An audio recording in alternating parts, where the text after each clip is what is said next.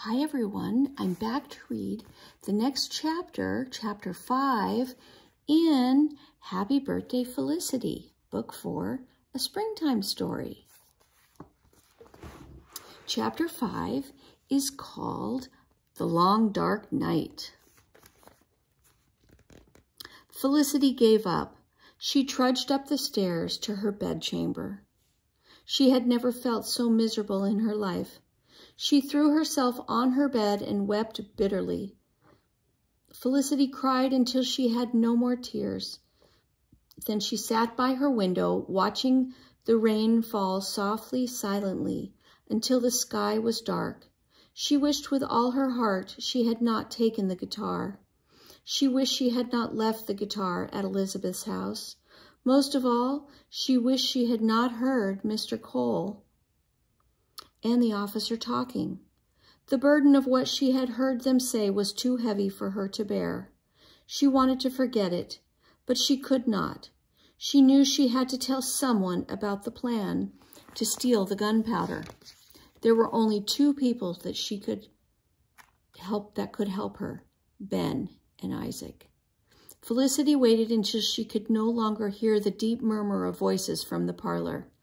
And when the house was quiet and everyone was asleep, she tiptoed out of the room.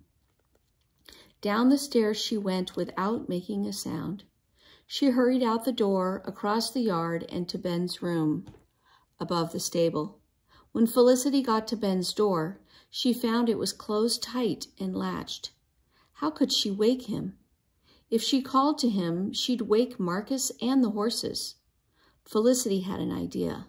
With her finger, she tapped the drum beat Isaac had taught her. Tat, tat, tat, rat-a-tat-tat, rat-a-tat-tat.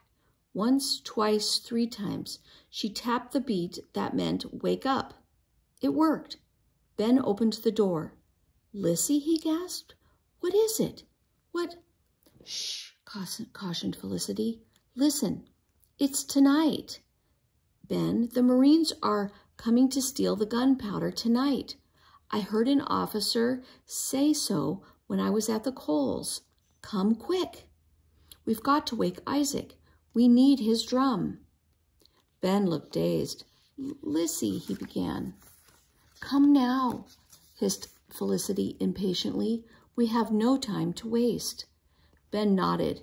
He pulled on his coat and followed Felicity out of the stable. Quiet as cats, they ran through the eerie darkness. At the street corner, Felicity stopped. "You go to the magazine," she said to Ben. "The Marines may be there already. Shout as loud as you can if you see anything. I'll go get Isaac." "Aye," said Ben, and he disappeared.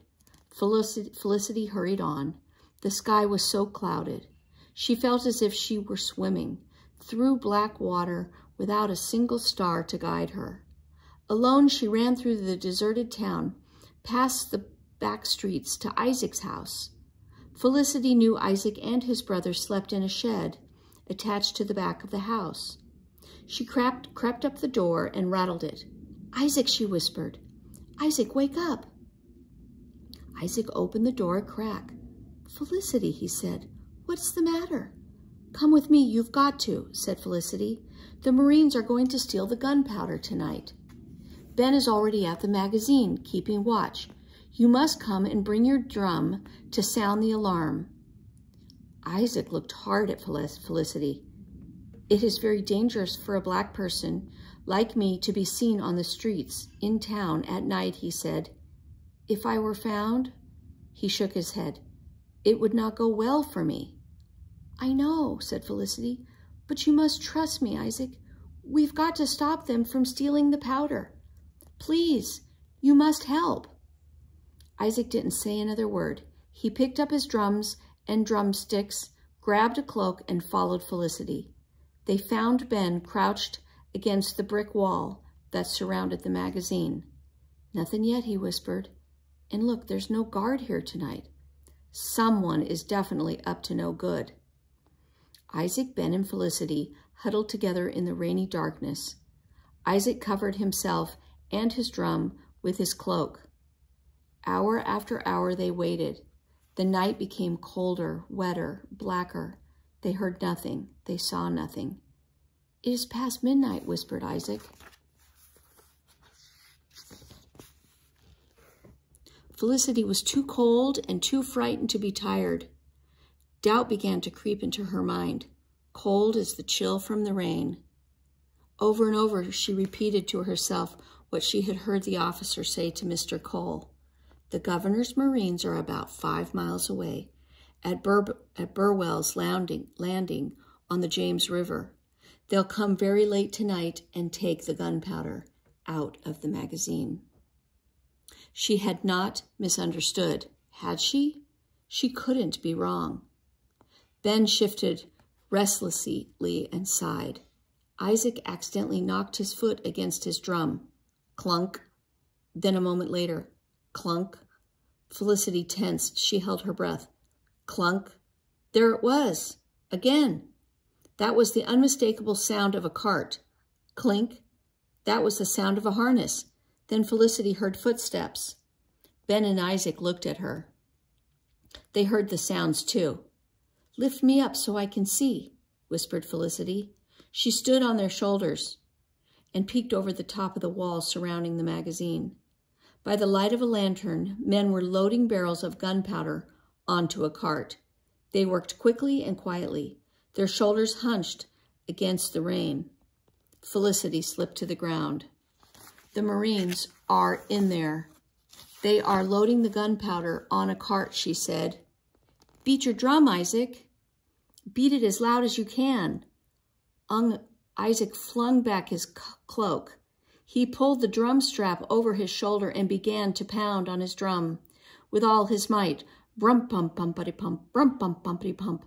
The beats crashed like thunder. The Marines shouted in surprise, "Rumpity-pump-pump, brum-rumpity-pump-pump." The magazine seemed to shake with the force of the drum beats. Isaac's strong arms pounded and pounded his drum. Rumpity-pump-pump, rumpity-pump-pump. Felicity could hear the Marines calling out to each other and clamoring into the cart. The whip snapped and the horse whinnied wildly, and suddenly the cart rumbled out of the gate of the magazine and down the street as fast as it could go. Rumpity-pump-pump, rumpity-pump-pump-pump. Still Isaac beat on. Ben and Felicity ran from house to house, beating on the doors, banging on the windows. They shouted as loud as they could, "Make haste! Come quick! The Marines have stolen our gunpowder! Hurry!" And all the while, Isaac beat his drum. Rumpity-pump-pump, rumpity-pump-pump. Windows flew open and people poured out of their houses carrying burning torches. They ran to the magazine, shouting to one another in wild confusion. In no time, a mob had gathered. Their faces were angry in the fiery torchlight. Their loud voices filled the night with noise, drowning out the beat of Isaac's drum. "They've stolen our gunpowder," voice after voice cried. "It's gone. The governor will answer for this. This is thievery. Vanity. Our gunpowder is gone. The governor's behind this. He must pay." Felicity could feel anger sweeping through the crowd of people. Isaac caught her eye and nodded. Then he slipped away to go home. Felicity and Ben sank out of the circle of torchlight. Felicity was suddenly weary. She was glad when she saw Father's face coming toward her through the blur of the crowd. "Felicity," said Father. "Ben, what on earth are you two doing here?" "We sounded the alarm, sir," said Ben to Mr. Merriman. "We saw the Marines stealing the gunpowder, and we sounded the alarm." His voice was proud. Felicity lifted a tired face to her father. "I had to do it, Father," she said. "I know you will be angry, but I had to do it." Mr. Merriman put his arm around Felicity's shoulders. "Come along now," he said, "both of you. It is dangerous here. You belong at home." Ben, Father, and Felicity walked home, leaving the fiery torches, the noise, and the confusion behind them. When Felicity woke the next day, her room was so full of sunlight, she knew it was long past noon. "Today is April 21st. It is my birthday," she realized. "I am 10 years old today. I wonder if it will be a happy day." She stared at the bright path of sunlight made on her floor, and thought about the dark events of the night before. Felicity could hear the muffled bustle of her family going about household chores below her. Then her door opened a crack and Father looked in. "Aye, you are awake," he said. Felicity sat up. "Father," she said, "what happened? Did they catch the Marines? Did they bring the gunpowder back?" "No," said Father, "it is all quiet now. The crowd was angry, though. The people marched over to the palace early this morning to see the governor. They demanded that the governor return the gunpowder or pay for it." Mr. Merriman sighed. "But even if he does make amends, I'm afraid none of us will trust the governor ever again. Nothing will be the same after the incident at the magazine last night. Nothing will ever be the same." "Father," said Felicity, "will you trust me again? Will you and Mother and Grandfather ever trust me again?" "Well," said Mr. Merriman, "you made a terrible mistake taking the guitar, but you made no mistake about the incident at the magazine. You told the truth, and you acted bravely. I think you have earned back our trust." "Will Grandfather forgive me?" asked Felicity. You will have to ask him that yourself," said Father. "All of this business has been very hard on your grandfather.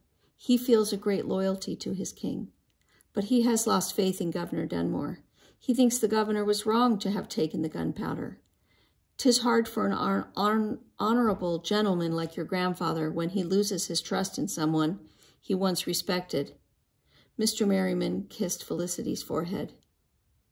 "Dress and come down to the parlor," he said as he left. Felicity put on her pretty pink gown and pinned a flowered apron over it. Grandfather would like the little posies on it. The spring sunshine had lit a tiny hope in her. Perhaps spring's promise of the world starting anew would be true for her, and she could start anew with Grandfather. Perhaps Grandfather would forgive her. When Felicity walked into the parlor, she smiled in delight. Her whole family and Ben were gathered around the table, smiling back at her. Oh, it's enchanting," Felicity gasped as she looked around the room. The parlor was transformed. Huge bunches of flowers made the room look like a garden in bloom. And at the center of it all was a table with Felicity's favorite plates and a glass pyramid laden with cake and tarts, and silver chocolate pot gleamed like a mirror. It was surrounded by Mother's very finest pale yellow cups with their fancy handles. Felicity felt as if she were looking at a dream. Mother kissed Felicity gently, then she fastened a pom-pom of pretty pink, blue, and white flowers to Felicity's hair ribbons. "This is for you, my dear," she said, "with wishes for great happiness on your birthday." "Thank you, Mother," said Felicity. She kissed her mother's cheek, and Grandfather came forward carrying a quintal vase filled with colorful flowers. In the center of the vase, Grandfather had placed the stubborn weed from Felicity's garden. It had blossomed into bright pink flowers. Felicity smiled when she saw it. Grandfather smiled too. "Aye, 'tis your weed," he said. "I decided something that is so determined to grow must be respected. And I think someone as brave as you must be forgiven a mistake." Felicity hugged him as hard as she could. "You were born this day 10 years ago," Grandfather went on, "and with your birth began a joy unlike any other we'd ever known. We want to celebrate that joy with us, Felicity." Grandfather reached into his pocket. He pulled out a long, wide silk ribbon of a deep shimmering red. "This is to replace the old ribbon on the guitar," he said. "I have decided that you should keep the guitar. I am sure you will treasure it now more than ever." Felicity could hardly speak for happiness. "Oh, I will, Grandfather," she said. "I will." And that is the end of our story. And the next video I will read Looking into the Past in 1774.